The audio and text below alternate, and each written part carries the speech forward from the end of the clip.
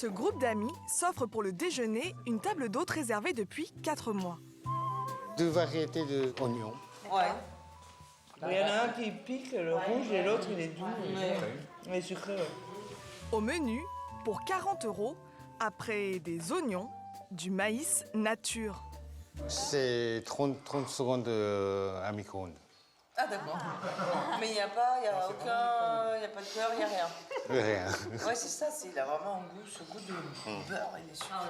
Ça, c'est le grain, ça explose. On pourrait presque en faire un dessert. Ça sent bon, hein. Ça sent bon le concombre. Peut-être pas avec le même vinaigre. À l'honneur du repas, les légumes du potager d'Asafumi Yamashita.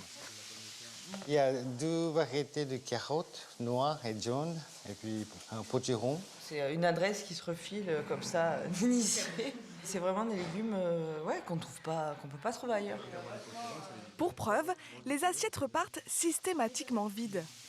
Quand on vient ici, on aimerait pouvoir repartir avec un petit panier de légumes, mais on ne peut pas les acheter parce qu'ils sont réservés. C'est assez frustrant, mais au moins on peut les goûter, c'est ça qui est déjà pas mal.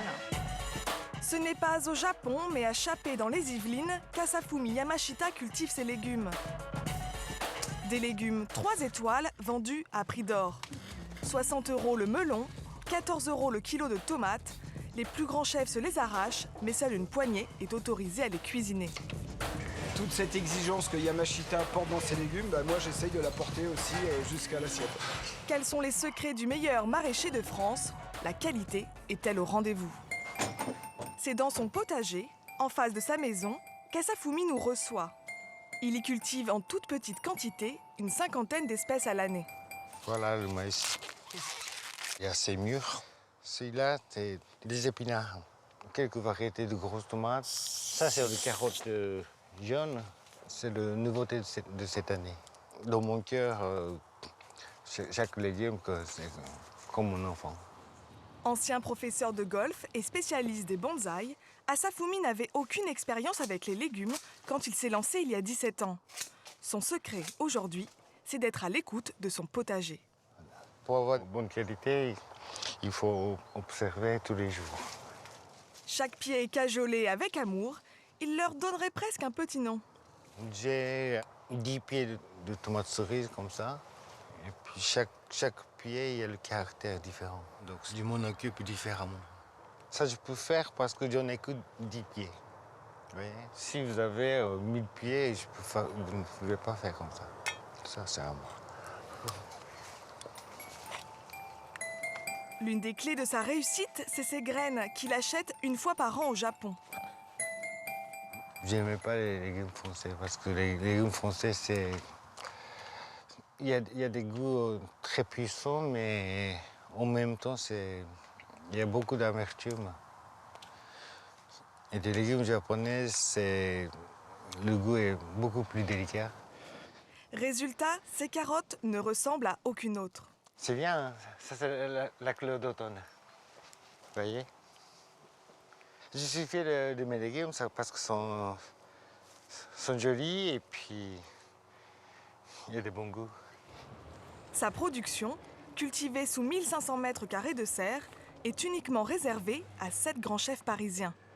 Chaque jour, c'est pour un restaurant. On ne passe pas commande à Asafumi Yamashita. Il distribue ses légumes comme il le souhaite. Par rapport à la récolte, c'est moi qui décide de tel légume à tel restaurant et telle quantité. Il existe même une liste d'attente de chefs impatients de cuisiner ses légumes, dont lui seul connaît les noms. À Paris, Éric Briffard, chef doublement étoilé, fait partie des rares élus. Sa première rencontre avec le maraîcher ressemblait à un examen de passage. Qui m'a regardé un peu de travers, je sentais bien qu'il me testait. Après, il m'a dit, je vous rappelle, mais je vais voir. Et puis, en fin de compte, aujourd'hui, j'arrive à pouvoir tenir ma carte avec l'ensemble de ces légumes. Ah bah voilà, monsieur Yamashita.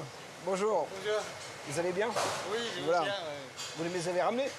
Oui, Bon, je suis sauvé, parce que des fois, c'est le trac avec monsieur Yamashita. Au dernier moment, hop, vous avez pas autant que vous voulez. Alors, c'est un peu le trac. Hein. Alors là, ça va être dans les dernières tomates de la saison. D'avoir des tomates comme ça au mois d'octobre. Croyez bien que j'ai fait encore le tour de mes jardiniers de Paris là, ce week-end. Des tomates comme ça, il n'y en a plus, c'est fini. Là, elles sont bien mûres partout. Là, elles commencent à se fendiller. Pourquoi? Parce qu'il y a du sucre dedans. C'est superbe. Regardez comme c'est beau. On pourrait déjà en faire qu'un tableau. Et ça, c'est du kinjiso. Alors là, les maïs. Là, il y a un parfum, il y a ce côté laiteux végétal qui est assez exceptionnel. Moi, ma reconnaissance après, c'est quand le client il va me dire « Oh chef, là, vos maïs, j'en ai jamais mangé comme ça ». Avoir droit à cette qualité, est-ce que ça coûte plus cher? Monsieur Amashita m'apporte ce qu'il veut, comme il veut, quand il veut, au prix qu'il veut. Ça, c'est sa démarche. Donc c'est facile, hein. Très honnêtement, je signe, je regarde rarement le prix. Bon, c'est souvent mes sous-chefs qui me disent « Bon, chef, faites gaffe, hein, c'est un peu cher. » mais... Nous nous sommes renseignés. Le cajot livré ce jour-là a coûté 100 €. 3 fois plus cher que des légumes classiques. Suivant ce que monsieur Amashita me donne, je dis à mes gars comment on va distiller ces légumes-là sur l'ensemble des plats. Ces légumes, il faut donc les cuisiner avec soin. Aucun gâchis n'est toléré. On va aller voir ce qui se passe chez les maïs. Bon, mon maïs, c'est où? Qu'est-ce que tu as fait là? Blanchi et je vais l'égrainer. Alors là, il a été blanchi. Bon, on va l'égrainer. On prépare un récipient pour le récupérer. Et surtout, on le jettera tout à l'heure au dernier moment. Guillaume, Oui. quand tu fais ça, il faut quand même aller chercher dans la profondeur. Oui, chef. Parce que l'autre jour, je regardais le mec, il m'en prenait que la moitié du grain. Ouais. Il prenait ça, il foutait tout le reste à la poubelle. Alors, Au prix du grain, puis ça, après, c'est la gourmandise, ça. on comprend qu'ils n'en perdent pas une miette. C'est le meilleur moyen de manger le maïs, c'est comme ça quand même, faut pas l'oublier. Mais bon, aux clients, je peux pas leur filer comme ça à midi. Vous me gardez les feuilles, hein, on les jette pas là, s'il vous plaît. Oui, avec un bout, tu me les gardes. Et ça, tu lui dis qu'il bouge pas, je vais m'en occuper tout à l'heure. Oui. Au restaurant, le légume est la star des plats. Le maïs est servi sous forme de polenta avec du riz de veau croustillant. Si les chefs ne jurent que par les légumes d'Asafumi, les passants seront-ils du même avis? Nous leur avons proposé un test à l'aveugle. Dans le bol rouge, les tomates cerises du japonais. Dans le blanc, celles d'un supermarché. Le premier rouge. Et pourquoi? Qu'est-ce qui est... C'était plus sucré. Celle-ci est meilleure. Celle-ci est meilleure? Pourquoi? Elle est un peu plus sucrée. Elle a plus de goût. Mais certains n'apprécient pas ce goût trop authentique. Celle-là est plus sucrée.